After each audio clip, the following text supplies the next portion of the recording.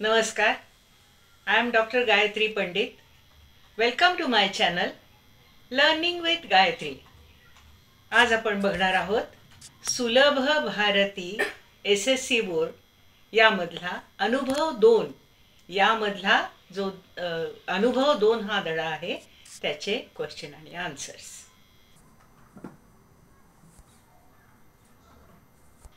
तर आपण बघत आहोत सुलभ भारतीमधला इयत्ता 5वीचा धडा अनुभव 2. प्रश्नोत्तर बघूया.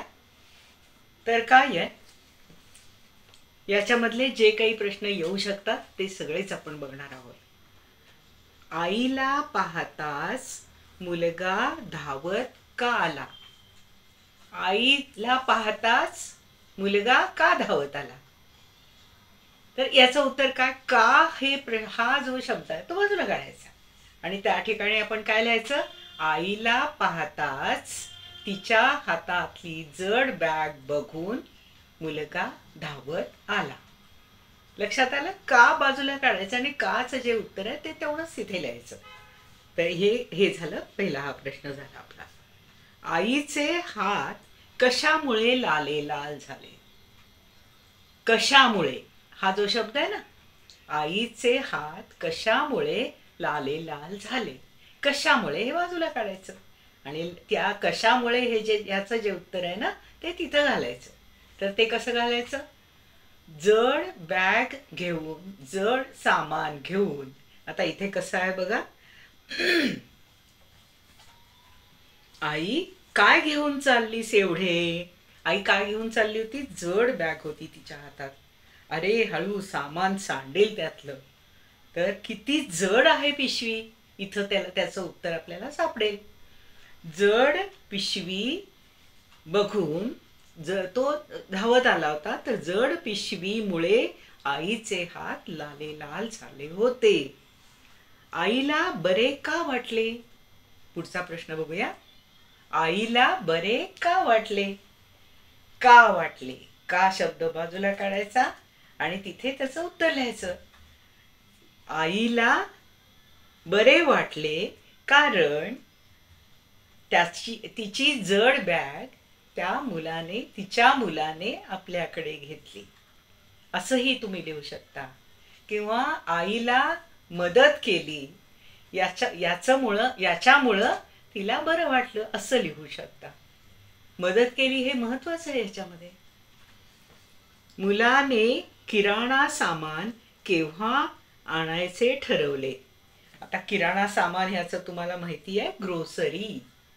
जेव्हा ग्रोसरी आपण दुकानातून आणतो त्यावेळेस ते सामान जड असतं, तर ते सामान मुलाला आणायचं होतं आपल्या आईबरोबर. तर त्यानं केव्हा आणायला सांगितलं? तर केव्हा आणायचे ठरवले. केव्हा हा शब्द बाजूला काढायचा आणि तिथे त्याचं उत्तर लिहायचं. मुलाने किराणा सामान त्याच्या सुट्टीच्या दिवशी आणायचे ठरवले. झालं उत्तर तयार. आलं लक्षात? याच्यामध्ये तुम्हाला काय सांगायसारखं हे वाटतं हे पण तुम्ही विचार करा बरं का त्याचा. याच्यामध्ये काय सांगायचं आहे आपल्याला धड्यामध्ये? तर आईला का बरं वाटलं हा सगळ्यात महत्वाचा याच्यातला प्रश्न आहे. तर आईला मुलानं मदत करणं हे या धड्यामधून तुम्हाला समजतं, हे सगळ्यात महत्वाचं. आता पुढे बघूया आपण. खालील शब्दात शरीराचे भाग असणारे शब्द शोधा.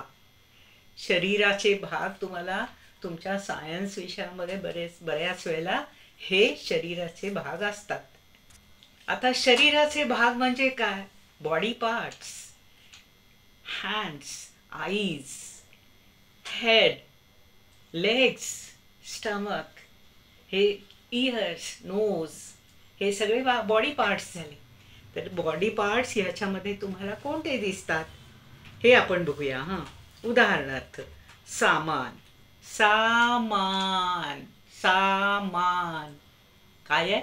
सामान, मान. समजला शब्द? सामान मध्ये मान हा शब्द आला. आता पुढे बघूया. पोपट. पोपट पोपट, पोट. आला की नाही? शब्द आला ना त्याच्यात? पोट. आता पोट हा शब्द आला याच्यामध्ये. असे शब्द याच्यामध्ये कुठेतरी लपून बसलेत. जेव्हा पोपट एखाद्या झाडावरती लपून बसतो ना, तो दिसत नाही. तसंच याच्यामध्ये झालंय. शब्दामध्ये आपल्याला चटकन शब्द तो समजत नाही, पण शोधून काढला तर नक्की समजेल बरं का. बघा, पाठवणी, यजमान, आगबोट, तोंड पाठ. कितीतरी शब्द आहेत त्याच्यात. पोट पूजा, पाय पुसणी. आता ह्याच्यातले बघूया. पाठवणी. आता कुठला शब्द आला पाठवणीमध्ये? पाठ, बॅक, बॅक, पाठ. पुढे काय? यजमान, मान, यजमान, यजमान. मान सापडला की नाही? आग बोट, आग बोट, बोट सापडला ना? तसंच तोंड पाठ, तोंड पाठ, तोंड सापडला शब्द. पोट पूजा, पोट पूजा, पोट सापडला शब्द. पुढे बघा, पाय पुसणी, पाय पुसणी, पाय सापडला इथे. पुढे बघा, गाल बोट, गाल. पुढे बघा, नाक तोडा, नाक. असे हे शब्द पुष्कळ सापडतात. हे सगळे लपलेले शब्द असतात त्याच्यामध्ये, अनेक अनेक. आता पुढे बघूया. खालील शब्द वाचा व तसेच लिहा. आता इथे कसं आहे बघा. सुट्टी, डबल ट आहे इथे. डबल ट, ट ला ट. इथे कसं लिहिले? सुट्टी, सुट्टी, ट ला ट.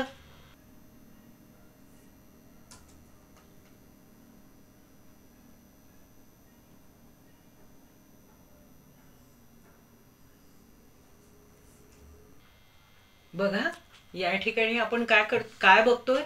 एकच अक्षर एकमेकाला जोडलेलं आहे. सुट्टी, ट ला ट.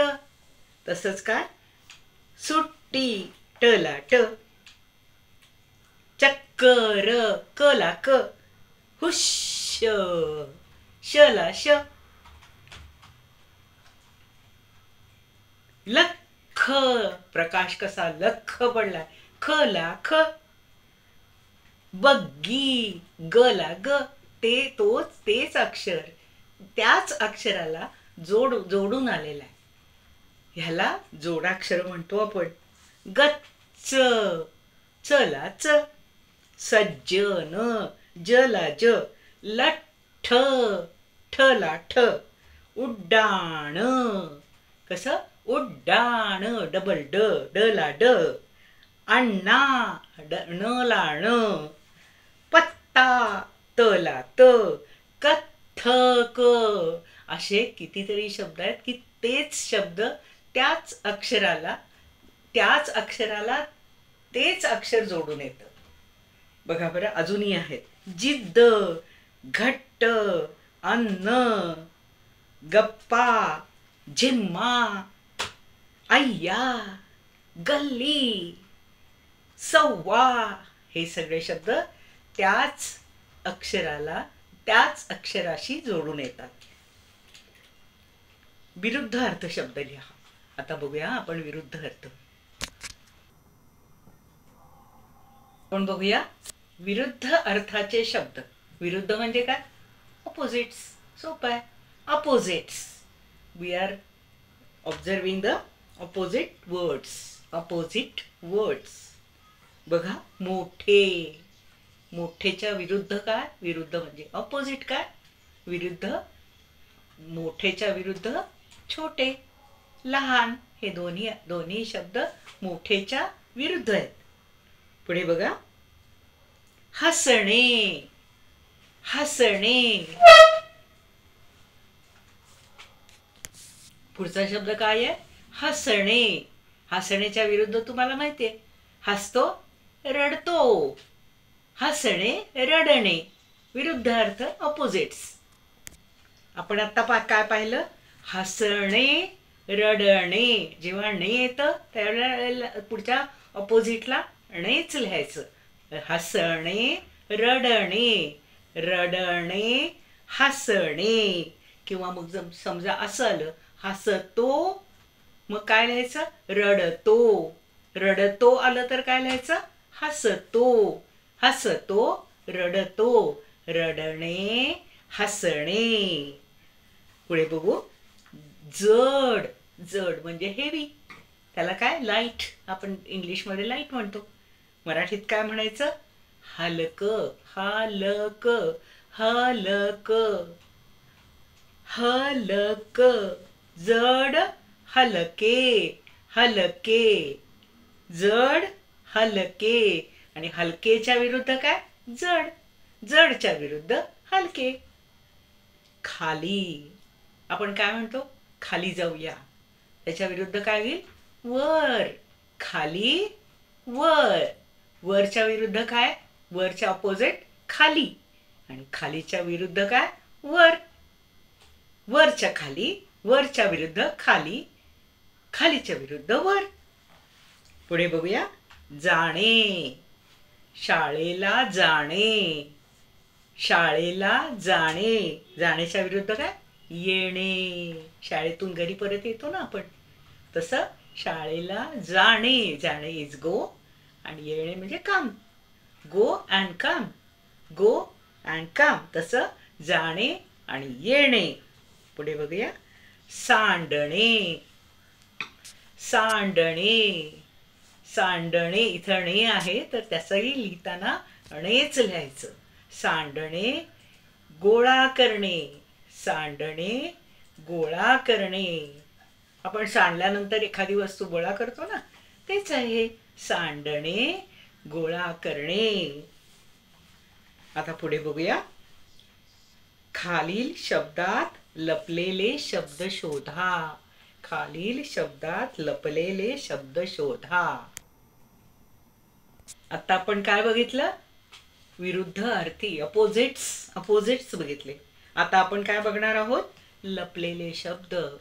एखादा शब्द आपल्याला दिला तर त्याच्यामध्ये काय लपलंय ते बघूया आपण. आता इथे बघा, पहिला शब्द आहे सामानाला. इथे काय शब्द आहे? सामान. आई सामान आणायला गेली होती ना, हा शब्द लक्षात ठेवायचा. सामान म्हणजे तिने आणलेल्या जे काही वस्तू आहेत त्याला आपण सामान म्हणतो.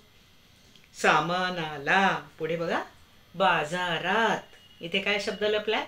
बाजार. बाजार. काय शब्द लपलाय? बाजार. पुढे बघा. चाललीस. चालणे. चाललीस, चालणे. पुढे बघा. मनापासून. मनापासून. इथं आला मन. मन असा शब्द आला. आलं लक्षात? छान. आता पुढे बघा. तुम्ही आईला कोणकोणत्या कामात मदत करता? आणखीन कोणत्या कोणत्या कामात तुम्ही मदत करू शकाल? ती कशी? तर बघा, घरी काय काय कामं असतात. भांडी धुतलेली असतात, ती जागेला ठेवता येतात. कपडे वाळत घातलेले असतात, ते काढून त्याची गडी करता येते, ती जागेला ठेवता येतात. आपल्या बहिणीचं, भावंडांचं, आपल्या आईचे कपडे, ते सगळे जागच्या जागी ठेवता येतात. त्याच्याबरोबर अजून काय करता येतं? एखादी वस्तू इकडे तिकडे पडलेली असेल तर ती नीट त्या जागेला नेऊन ठेवायची. आई कुठे बाहेर गेली असेल तर घर सांभाळायचं, ही पण मदतच असते. वास्तविक ही मदत नसते, हे आपलंच काम असतं. हे आपलंच काम समजून आपण हे केलं पाहिजे. आणि कुठली कुठली तुम्हाला मदत करता येईल त्याची तुम्ही मनामध्ये खूप छान विचार करून बघा. आता पुढे जाऊ आपण. खालील शब्द वाचा, रंग छटा समजावून घ्या. आता आपण पाहिलं आपण आईला मदत काय करू शकतो. आता इथं आपण बघणार आहोत किराणा सामानामध्ये तुम्हाला काय काय समजतं. तुम्ही किराणा सामान मालाच्या दुकानात जर गेलात तर तिथील वस्तूंची यादी करा. तिथं एक बोर्ड असतो, तुम्ही बघितला असेल. जेव्हा तुम्ही तुमच्या आईबरोबर जाल कुठे तर ह्या ग्रोसरीच्या दुकानामध्ये, त्या ग्रोसरीच्या दुकानामध्ये बाहेरच्या बाजूला एक बोर्ड लावलेला असतो. किंवा तुम्ही मोरमध्ये नाही म्हणा, पण अजूनही कुठल्या तुम्ही मोठ्या दुकानात जाल, मॉलमध्ये जाल, तर तिथं अशी रचून ठेवलेली असतात पुष्कळ सामानाची असे गठ्ठे. तर त्यामध्ये तुम्हाला समजेल की हे काय आहे. एखादा बॉक्स तुम्ही, एखादा पॅकेट तुम्ही काढून बघितलं तर त्याच्यावरती लिहिलेलं असतं राईस. कोणता राईस असेल, राईस म्हणून लिहिलेलं असतं. तिथे डाळ असेल तर ते तुवर डाळ असं लिहिलेलं असतं. हिंदीमध्ये असतं, इंग्लिशमध्ये असतं. तर ते तुम्ही बघू शकता. आणि तुमच्याजवळ जर एखादं पेन, पेन्सिल किंवा कागद जर असेल तर त्याच्यावरती तुम्हाला यादी करणं अतिशय सोपं होईल. छोट्या दुकानात जर तुम्ही गेलात, एखाद्या जवळचं दुकान असतं, केव्हा तरी काहीतरी पटकन आणायचं असतं, काहीतरी एखादं संपलेलं असतं, त्यावेळेला तुम्हाला तिथे तर पूर्ण यादी मिळेल. त्या संबंध एक बोर्ड लिहिलेला असतो. त्या बोर्डवरती संबंध लिस्ट लिहिलेली असते की दुकानामध्ये काय काय मिळतं. ते सुद्धा तुम्हाला सोपं होईल काय काय तिथे मिळतं ते. व्हीट, राईस, डाळ, नंतर अशा कितीतरी गोष्टी असतात. ज्वार, बाजरा, असे सगळ्या गोष्टी तुम्हाला तिथे लिस्टमध्ये मिळू शकतात. आता पुढे बघूया. खालील शब्द वाचा, रंगछटा समजून घ्या.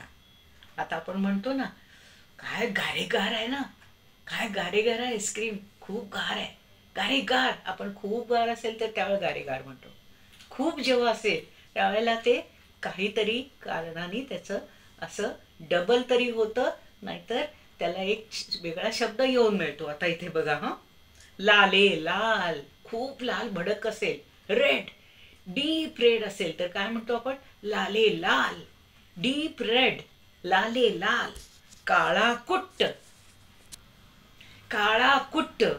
काळा कुट्ट कोण असतो, कावळा काळा कुट्ट आहे. आता आपण लाले लाल शब्द बघितला ना, तर काय तिथे आपण काय म्हणू, डाळिंब लाले लाल आहे. लाले लाल, डाळिंब सोललं की ते लाले लाल दिसतं ना, पॉमेग्रेनेट माहितीये ना तुम्हाला, लाल लाल असं आपण फोडलं की आतमधनं छान लाल लाल दाणे दाणे दिसतात आपल्याला.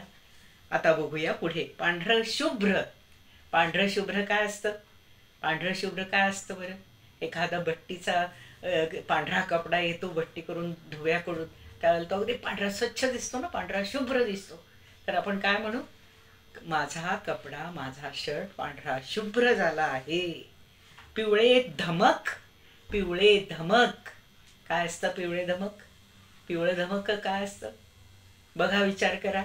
तुम्ही सांगा मला पिवळं धमक काय असू शकतं. तर मी सांगते ना तुम्हाला, हळद. हळद बघितली का तुम्ही, आपल्या आईच्या फोडणीच्या दाण्याच्या डब्यामध्ये असते, पिवळी पिवळी धमक असते, येलो, डीप येलो असते ती. तर ती ती पिवळी पिवळीची हळद असते ना, त्याला आपण पिवळा धमक म्हणू शकतो. आणि जांभळट. जांभळट, तुम्ही जांभळं खाल्ली आहेत का, जांभळाला इंग्लिशमध्ये काय म्हणतात बरं, जामून. बघितलं असेल, मग ते कसं असतं, जांभळट. त्याला आपण जांभळट म्हणतो, जामून. पुढे बघू. निळसर. आकाश कसं असतं, निळसर असतं. निळसर असतं आकाश. आकाश निळसर आहे. आकाश निळसर आहे. हिरवेगार. हिरवेगार. हिरवेगार काय, पानं हिरवीगार असतात. लॉन हिरवेगार असते. लॉन माहिती आहे तुम्हाला, लॉन बघितलं असेल, तिथे गवत छान हिरवगार असतं. तिथे आपण काय म्हणतो, लॉन हिरवेगार आहे, गवत हिरवेगार आहे, झाडी हिरवीगार आहे म्हणू शकतो ना.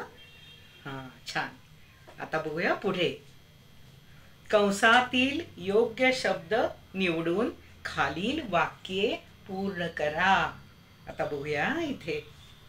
इथे काय काय शब्द दिले, असतो, हळूहळू, शाळा, लवकर, पडली, असे हे शब्द आहेत.